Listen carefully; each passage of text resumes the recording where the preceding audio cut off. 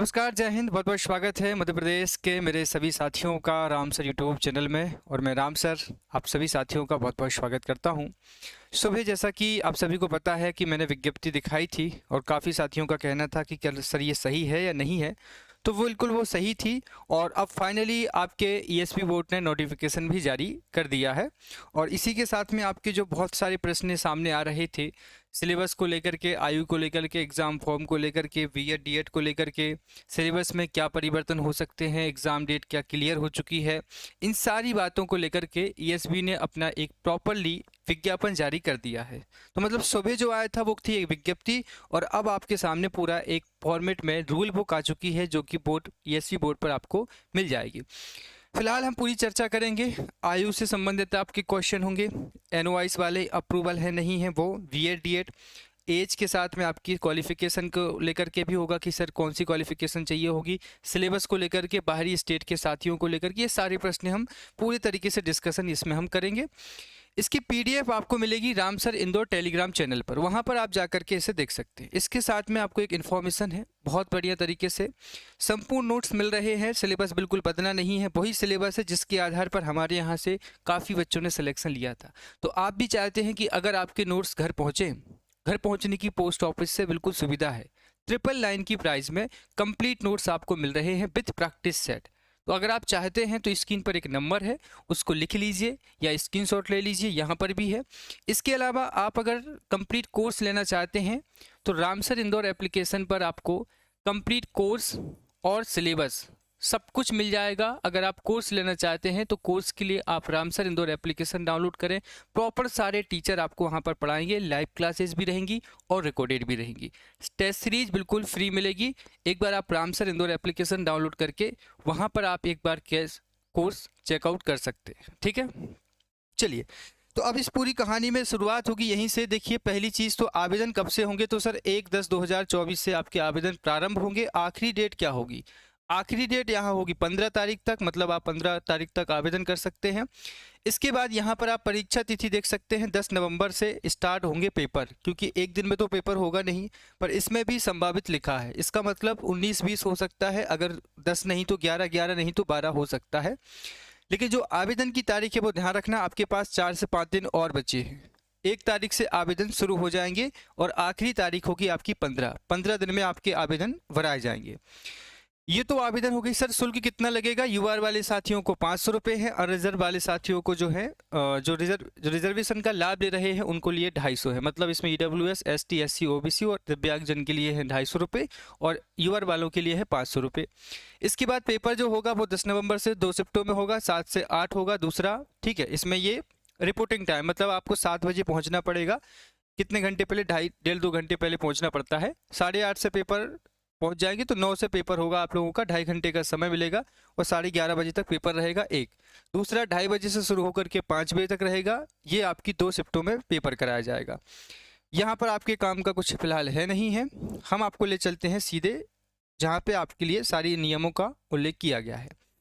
3 point हैं इसमें, हम अभी देख सकते हैं। विभागीय नियम देख लेंगे, ठीक है। कर्मचारी के जो संचालन नियम है वो देख लेंगे। परीक्षा का सिलेबस मैं आपको अलग से समझाऊंगा, इसके लिए हम अलग से एक प्रॉपर वीडियो बनाएंगे, उसमें हम डिस्कशन करेंगे सिलेबस को कैसे कवर करना है और क्या क्या सिलेबस में अच्छा, पहली चीज़ मैं आपको बता दूं, सिलेबस में कोई भी परिवर्तन नहीं किया गया है। आप एक बार सिलेबस का अवलोकन कर लें। जो सिलेबस आपने 2022 की पात्रता में पढ़ा हुआ था वही सिलेबस 2024 की पात्रता परीक्षा में दिया गया है। मतलब इसमें आपको कुछ भी परिवर्तन नहीं मिलेगा 2022 के बाद से। एक बार मैं फिर भी आपको दिखा दूंगा, ठीक है। चलिए आगे देखते हैं हम। अब सबसे पहले तो देखिए भर्ती के नियम क्या हैं। तो आपकी 2018 की जो भर्ती परीक्षा नियम थे उसी को ही आगे बढ़ाया गया है। पद का नाम प्राथमिक शिक्षक है, अराजपत्रित है, तृतीय श्रेणी में आएगा। कर्मचारी चयन मंडल बोर्ड यहाँ परीक्षा आपकी आयोजित करा रहा है। शैक्षणिक योग्यता में सबसे पहले यहाँ पर देखेंगे, प्राथमिक शिक्षक भर्ती 2018 की नियम 8 में आपको कहा गया है कि 50% अंकों के साथ हायर सेकेंडरी होना चाहिए, उसी के साथ में प्रारंभिक शिक्षा में 2 वर्ष का डिप्लोमा। अब बीच में लगा है अथवा, कम से कम 45% अंकों के साथ हायर सेकेंडरी, इसके समकक्ष तथा राष्ट्रीय अध्यापक शिक्षा परिषद से मान्यता प्राप्त विनिमय के साथ 2002 के अनुसार प्रारंभिक शिक्षा में 2 2 वर्ष का डिप्लोमा, कम से कम 50% अंकों के साथ हायर सेकेंडरी होना चाहिए। सीधी सी बात, आपके पास में जो आप लोगों ने डीएलएड की है, क्योंकि बीएड तो अब मान्य नहीं है, तो जो आपकी डीएड है और आपकी जो हायर सेकेंडरी है, हायर सेकेंडरी स्कूल में आपकी क्वालिफिकेशन में 50% होना ज़रूरी है। ठीक है, इसमें सब कुछ यही लिखा हुआ है। इसके अलावा यहाँ पर देख सकते हैं कि आप लोगों में से वो साथी, ठीक है, आरक्षित वर्ग जैसे अनुसूचित जाति, जनजाति और पिछड़ा वर्ग तथा दिव्यांग जनों को, ठीक है, यहाँ पर जो है वो 5% अंकों को आपको रिलैक्सेशन मिलेगा। मतलब आपके लिए 5% में छूट दी जा सकती है। अगर आपकी 45% भी है 12वीं में तो आपको दिक्कत नहीं जाएगी, पर आपको इसके साथ जो डिप्लोमा है, जो आपने 2 वर्ष का डिप्लोमा किया है, वो कंप्लीट होना चाहिए। ठीक है, डीएलएड आपके यहाँ कंप्लीट होना चाहिए। इसके अलावा यहाँ क्वालिफिकेशन मार्क्स लिखे हुए हैं कि आपको 50% अंक लाना है। किसी अनुसूचित जाति जो रिजर्वेशन का लाभ ले रहे हैं, जो नहीं ले रहे हैं, उनको 60% लाना है। मतलब यहाँ 75 नंबर लाना है, वहाँ 90 नंबर लाना है। ठीक है, इसके अलावा वही बात है सब। हाँ, यहाँ थोड़ा सा ध्यान से समझना इस पॉइंट को। यहाँ पर आप देख सकते हैं लिखा हुआ है, शिक्षक पात्रता परीक्षा की वैधता आजीवन रहेगी। मतलब 2022 में अगर आपने पात्रता परीक्षा पास की है तो अब आपको दोबारा पात्रता परीक्षा नहीं देनी पड़ेगी। प्राथमिक शिक्षक पात्रता परीक्षा 2020 या इसके बाद शिक्षक परीक्षा पात्रता परीक्षा के लिए आजीवन वैधता लागू हुई है। 2020 में आयोजित प्राथमिक शिक्षक पात्रता परीक्षा में पास हुए अभ्यर्थियों को पुनः पात्रता में सम्मिलित होने की आवश्यकता नहीं है। ध्यान रखिए, लिखा हुआ है साफ साफ। तो अगर आप क्वालिफाइड हैं तो आप दोबारा आवेदन करने की ज़रूरत नहीं है। अच्छा, आवेदन कर दें सर और हम उसमें फेल हो जाएं तो क्या हम आगे दोबारा भर्ती नहीं दे सकते? मतलब इसकी चयन परीक्षा नहीं दे सकते क्या? तो ऐसा बिल्कुल नहीं होगा। अगर आप इस परीक्षा में फॉर्म भरते हैं, आपके एक्सपीरियंस के लिए भरते हैं, अनुभव के लिए भरते हैं, और आप फेल हो जाते हैं, तो 2020 या 2022 में जो पात्रता आप पास हैं उसके आधार पर आप चयन परीक्षा में भी बैठ सकते हैं। ऐसा अभी वर्ग 1 में भी हुआ था और वर्ग 2 में भी होगा। समझ रहे ना कि 2018 में वर्ग 1-2 वाले साथी पास थे, 2023 की पात्रता में वो फेल हो गए। इन्होंने 2023 की चयन परीक्षा में अपनी परीक्षा दी। मतलब आपको जैसे सीटेट एक बार आप पास हो जाते हैं ना, तो बार बार सीटेट देते रहिए, फेल होते रहिए, पास होते रहिए, तो उसकी दिक्कत नहीं होती। ठीक है, शिक्षक पात्रता परीक्षा में भाग लेने वाले आवेदकों के लिए व्यावसायिक योग्यता अर्जित करने का अंतिम वर्ष हो। मैंने आपको पिछले वीडियो में यही बात कही थी कि यही चीज़ आपको मिलेगी नियम पुस्तिका में। मतलब आपकी रनिंग का आखिरी ईयर होना चाहिए। आपने अभी डीएलएड में एडमिशन लिया होगा इस सत्र में, हो सकता है जून जुलाई में लिया हो, तो ये आपका फर्स्ट सेमेस्टर है। अगर आपने पिछले साल लिया है और आपका अभी सेकेंड सेमेस्टर चल रहा है, तब भी आप सभी को आवेदन करने नहीं मिलेगा। इनका कहना है कि अंतिम सेमेस्टर होगा तो 4-5 महीने के बाद आपकी मार्कशीट आ जाएगी, क्योंकि यहाँ से 5 महीने बाद चयन परीक्षा होगी। हो सकता है जनवरी फरवरी में हो सके, और उसके 1-2 महीने के बाद वेरिफिकेशन होते हैं डॉक्यूमेंट्स की। उस समय तक आपके पास फाइनल ईयर की मार्कशीट उपलब्ध होना जरूरी होता है। इसीलिए इन्होंने कहा है कि अंतिम वर्ष में हो वे भी पात्रता परीक्षा में बैठ मान्य होंगे। शैक्षणिक और व्यावसायिक योग्यता संबंधी आयता अर्जन की संदर्भित तिथि नियुक्ति के लिए विभाग द्वारा जारी किए गए शिक्षक चयन परीक्षा के विज्ञापन की तिथि से होगी।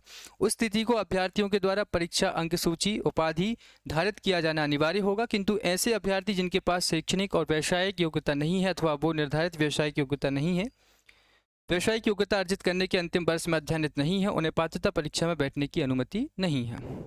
बैठ सकते हैं अनुभव लेने के लिए, ज़रूरी नहीं है, पर आपका अगर चयन हो जाए पात्रता में, इसके बाद आप चयन परीक्षा देंगे और फाइनल नाम आ जाएगा, तब आप ज्वाइनिंग नहीं ले पाएंगे। अनुभव के लिए तो आप बैठ सकते हैं, ऐसे कोई मनाही नहीं है, पर आखिरी में आपको ज्वाइनिंग नहीं मिलेगी। ठीक है, हाँ, ये देखो यहाँ पर बहुत सारी बातें और भी लिखी हैं। आयु संबंधी नियम पढ़ लीजिएगा। देखिए, न्यूनतम और अधिकतम आयु संबंधी नियम। प्राथमिक शिक्षक पात्रता परीक्षा में सम्मिलित होने हेतु आवेदन भरने की दिनांक को निर्धारित शैक्षणिक और व्यावसायिक योग्यता धारित होना चाहिए।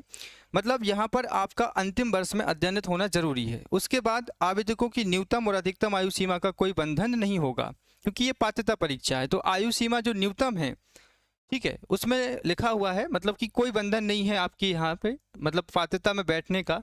लेकिन जो पात्रता पास अभ्यर्थियों को चयन परीक्षा में जब सम्मिलित किया जाएगा, तब उनकी विज्ञापन की तारीख, जैसे 1 जनवरी 2025 को चयन परीक्षा का विज्ञापन आता है, तब आपकी न्यूनतम आयु सीमा 21 साल होना चाहिए। समझ रहे हैं? पात्रता में बैठने के लिए आपको कोई आयु का बंधन नहीं है, लेकिन जब आप चयन परीक्षा देंगे तो आपकी न्यूनतम आयु सीमा 1 जनवरी 2025 को 21 साल होना जरूरी है। ये न्यूनतम आयु सीमा है। अधिकतम में फिर तो 40 साल और 45 साल तो पता ही है आप लोगों को कि महिलाओं को 40 साल है, और ST SC OBC के लिए कुछ 45 साल का रिलैक्सेशन है। तो वो मैं अधिकतम आयु सीमा का अभी आपको बता दूंगा, क्योंकि इसमें कहीं तो मेंशन नहीं है फिलहाल। पात्रता के लिए तो कोई आयु सीमा नहीं है। चयन परीक्षा के लिए अगर आती है अधिकतम आयु सीमा, तो फिर वो हम अगले थोड़ा सा डिस्कशन कर लेंगे। फिलहाल 21 साल ध्यान रखना कि अगर आप पात्रता दे रहे हैं और अभी 18-20 साल के हैं, तो चयन परीक्षा 4-5 महीने बाद होगी, मतलब 1 जनवरी तक आप 21 के कवर होना चाहिए।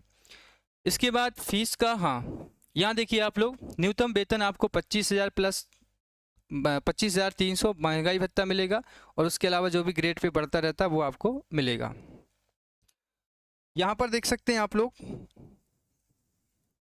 हाँ बीएड वाला मैं आपको दिखाना चाहता हूँ भर्ती नियम के हिसाब से।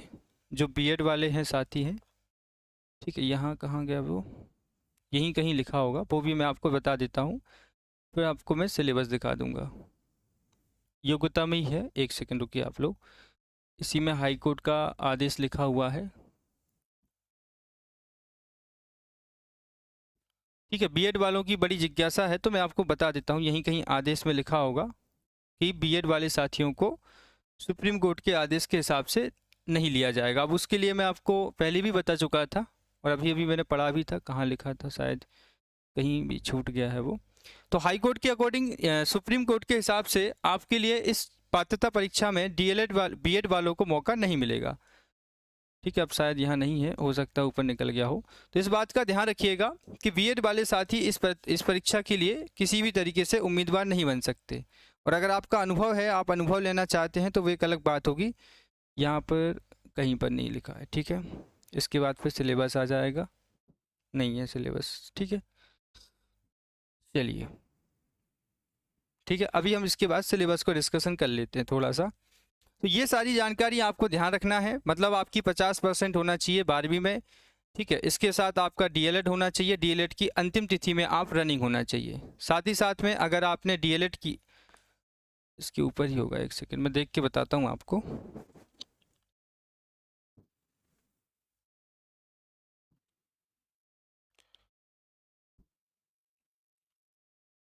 ठीक है, तो हाईकोर्ट के नियम के हिसाब से आपको बीएड वालों को मौका नहीं मिलेगा इसमें। चलिए, ऊपर ही लिखा हुआ है। अगर इसके अलावा और भी कोई जानकारी आपके पास नहीं पहुंचती है, तो आप मुझे मैसेज कर सकते हैं ऑफिस के नंबर पर। यहीं देखिए, ये लिखा हुआ है, माननीय सर्वोच्च न्यायालय के दिनांक 11/8/2024 के 23 के निर्णय के अनुसार बीएड योग्यताधारी अभ्यर्थी पात्र नहीं होंगे। तो ये आखिरी बात मुझे आपको बतानी थी। इसमें आप लोगों को समझ में आ ही गया होगा कि किसी भी तरीके से यहाँ पर बीएड वालों को अप्रूवल नहीं है। इसका मतलब बीएड वाले इस पात्रता और चयन परीक्षा में नहीं बैठ सकते। तो आप लोगों से रिक्वेस्ट है कि आप लोग अब जो भी है अपने आगे के लिए, मतलब जो भी आपका वर्ग 2 है अगर, तो उसकी तैयारी में पूरा सिस्टमेटिक तरीके से जुड़ जाइए। ये रहेगा आपका सिलेबस, इस तरीके से देखिए, वही बात है, ठीक है।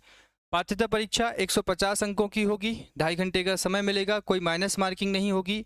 एमसीक्यू में पेपर होगा 30-30 अंकों में, 30 नंबर का आपका बाल विकास आएगा और पेडागोजी आएगी साथ में।